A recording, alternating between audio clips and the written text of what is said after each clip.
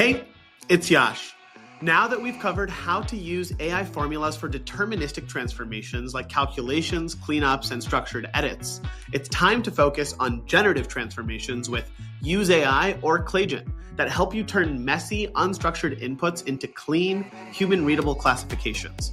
This is maybe one of the most common use cases for generative AI in go-to-market workflows. Creating clear labels from unstructured data.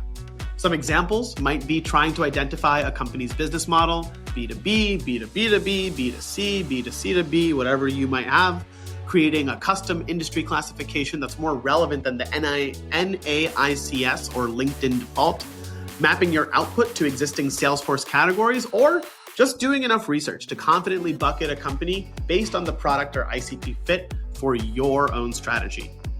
It doesn't matter what the use case is, the common pattern amongst all of them is you have raw context like a homepage, a LinkedIn page, or a company description, and you need AI to generate a clean label from it.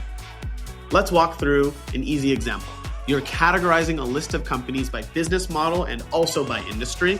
We'll walk through how you would do this step by step in Clay. Step 1, start with company information. Begin with basic company data like the domain name, company name, or social profile URL. Clay can use any of these to gather more information. Because in step 2, we're going to use the basic Enrich Company with AI action. If you head over to the enrichment panel, select Enrich Company with AI, you're actually going to get a custom pre-built Klagen prompt that gives you a predefined set of outputs that we found helpful for all of the customers across all go-to-market flows.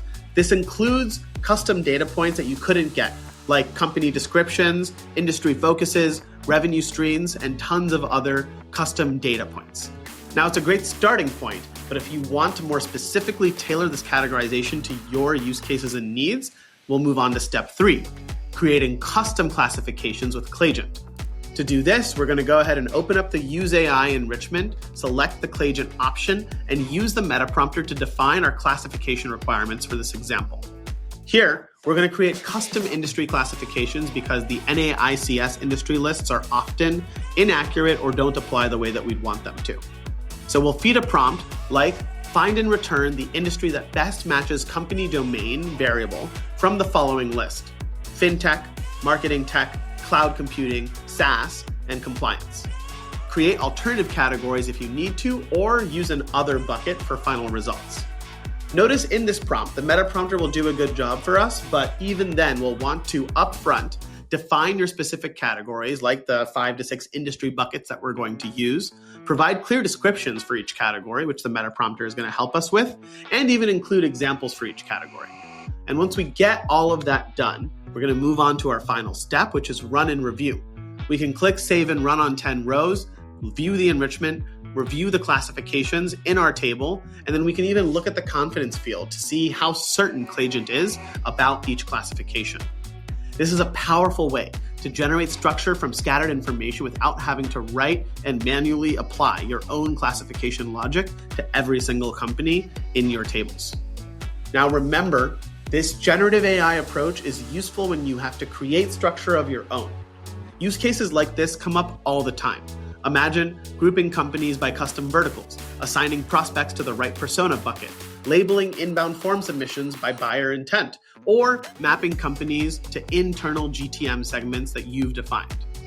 If the input is messy, inconsistent, or sourced from human language, then almost always generative AI will get you there faster and more reliably than rules ever could. That's everything for this transform lesson. We're excited to see how you bring some structure to your messy data sets.